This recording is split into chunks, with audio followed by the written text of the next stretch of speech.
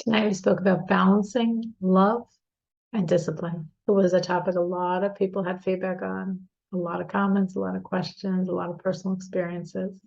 Hope you'll enjoy. Everyone. So we are talking tonight about balancing kindness and strength for ourselves and for others, which means that there always has to be this balance of both of these seemingly very opposite, but not really opposite, directions. So kindness is love, is giving, and that's like the movement toward. And then there's like almost the movement away, judgment, which means like understanding boundaries, respect, discipline. So for a lot of people, they're like in one mode or the other. They're like, oh, I'm like warm and fuzzy and loving and embracive, or I'm like firm and there's boundaries and there's respect and there's discipline. And actually, we need both. We honestly need to be both. Of course, we need to be perfect, like we were just mentioning. We're looking at ourselves personally. We want to be, in general, love-based, meaning the foundation of our relationship should be love. So we're talking about in all relationships, how we look at ourselves and how we look at everybody around us. There should be a lot of love, a lot of positivity, a lot of warmth. We should be joyous in terms of our life, in terms of other people in our life. We all want to be giving, loving, warm people. We want to feel loved by God, and we want to give love to man. So that's sort of the general vision of ourselves as people, as God wants us to be, is very, very, very much in the side of giving and love and warmth and joy and positivity. At the same time, we're supposed to have quality of judgment, which means boundaries, which means discipline. So we want to be so warm and loving, but in a healthy way. So it's a good experience for you, for the giver, and it's a good experience for the recipient. And from both ends, it works much better when there is that balance. It's much easier, so to speak, or it might seem more natural to be one or the other, but actually the healthiest thing is to be both. It's like, is it better to be an intellectual person or an emotional person? No, it's better to be both. It's not better to be an intellectual person and dispassionate and cold. It's not better to be an emotional person without the overarching intellect to guide you. It's better to be both. So similarly, is it better to be giving or holding back? Oh, I would want to be holding back. Well, a lot of giving is not good in any relationship. Too much giving, unbridled giving. But holding back seems so cold, seems so wrong. Well, you need both. The balance. If we think of it, of course, the most obvious arena where this comes in, but even as we're going to speak about this, for those people that have children or grandchildren, you could think in terms of them. For people that aren't in that situation, you could think of taking whatever I'm saying and applying it in other relationships. So like you could put this as a question. We want to be loving and positive and give our children wonderful childhoods with happy memories. And so many times a day, and that's of course true for every mother, but much more than in the general population, obviously for Noahides, we're saying no to our children. So how do we create that warm, wonderful childhood and all that positivity and joy when we're saying no a lot of times? And we are. And obviously, as parents, and again, I say this as parents, but again, take what I'm saying and apply it to any other relationships if that's not the mode you're in. It's very true. And saying no a lot of times in no way minimizes that happy childhood, as long as it's done within the context of a healthy, loving, respectful relationship. I think the rule, as I'll call it, is you think of it like a love bank. And again, as I'm saying, this doesn't only apply to your children. It applies very obviously to children, but you can apply this in many relationships. You have a love. Well, you can make withdrawals as long as it won't bounce. So if you envision every no, every firmness as a withdrawal, it's okay. Just deposit many, many more love messages, hugs, smiles, great job, thumbs up, thank you so much for for the awesome work, to balance out. But obviously, as we all know, no big secret here, children feel much safer when there are clear and consistent boundaries, when we can build their confidence by giving them lots of choices within those boundaries, and when we empower them with age-appropriate responsibilities. So when we're telling our children no to things that the rest of the world has no problem with, which of course is the lot of the Noahide, what we really want to cultivate here, and of course, again, if you don't have children or grandchildren you're doing with this, think of it in terms of yourself. You want to cultivate this for yourself. We are blessed. We are fortunate.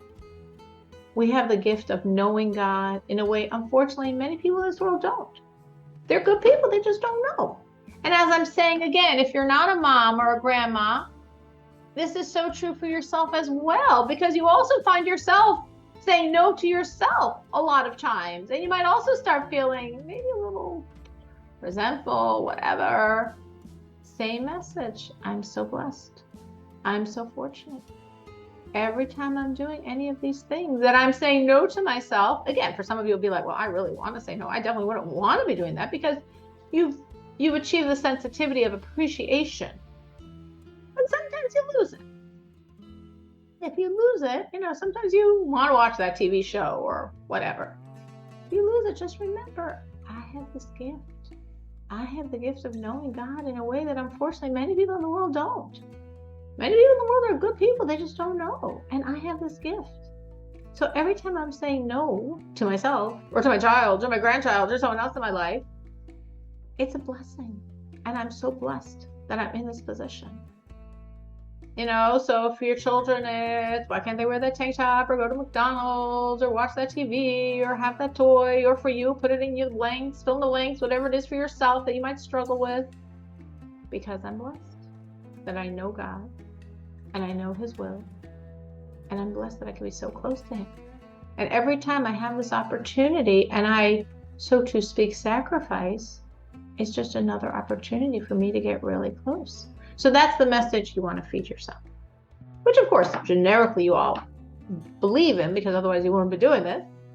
But sometimes the details, we might lose it. And it's the message we want to constantly share with our children, and again, if appropriate, grandchildren. So that's of course just the additional overlay. Every mother probably has a long string of no's she has to tell her child. And because in any healthy relationship, there has to be a structure of discipline. In America, often we think of discipline as a bad thing. I was literally this happened today. I did not prepare this class today, but Thursday I prepared it. But today I was talking to someone. She's a teacher in very fancy public school area, like very fancy suburb outside of Chicago. Very high rated, excellent, amazing public school. And she said they don't discipline. They're scared of discipline. They're scared of the parents. They're scared of discipline. They're scared of the kids. They don't discipline. There's no disciplining children anymore. And discipline isn't a bad thing. It's actually a good thing. It's a good thing to discipline, as long as it's done with lots of love, calmness, patience, tranquility. Now you might not associate any of those words with your disciplining, so that's gotta refine it. But discipline itself is a very needed tool that children need and appreciate when it's done appropriately. Obviously, the best parenting tool is your shining example. Now, this isn't only to a parenting tool.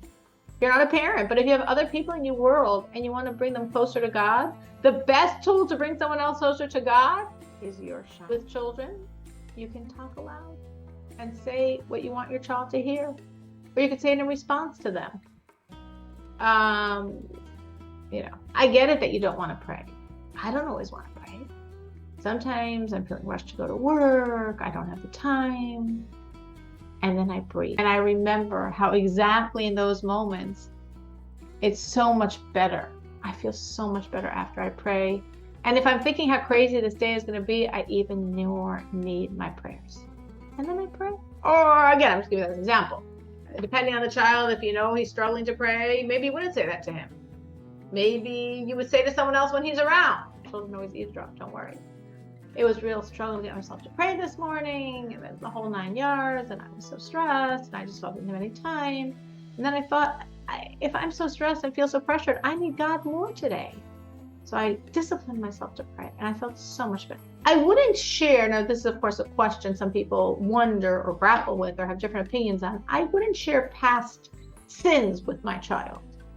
What I just discussed, what I just gave an example, wasn't a sin. Meaning you didn't do anything wrong. You were tempted to do the wrong thing, so to speak, and you struggled and you overcame yourself. Sharing struggles is good with children because they struggle. So it's good to say, I struggle too. I struggle and I overcome.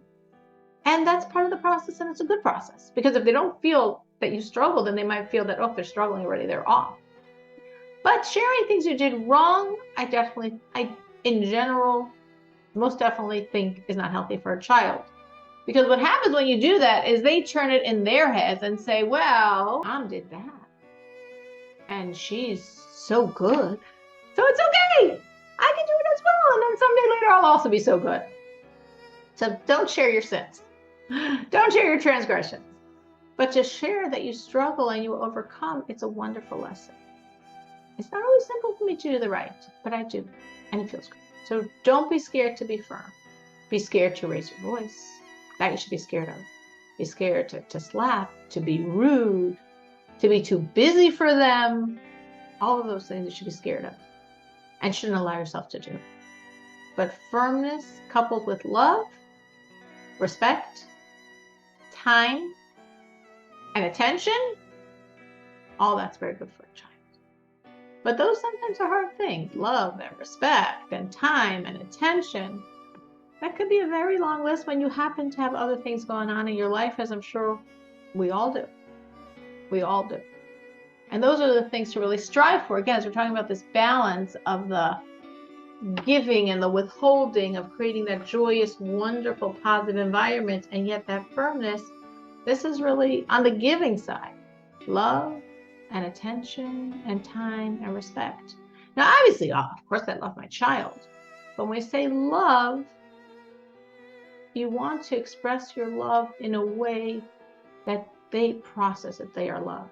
Which, by the way, is also true in other relationships, like with your spouse or other people in your life that you do love. But the fact that you love might not necessarily mean that they feel loved.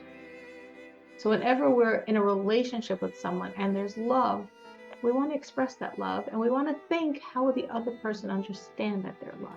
How will they register that they're loved? And this is, of course, especially true for children who have lots of sometimes different things going on in their head and fantasies and things they've heard, and sometimes a very tenuous grip on reality. So you want to really make sure that you love them in a way that they feel loved. That might be a sign. It might not be. There could be other things going on. But it might be a sign that their needs are not being fulfilled. And you can be like, whoa, I give this child more attention than any of my other children. Maybe I give this child more attention than all my other children combined. But every child is different.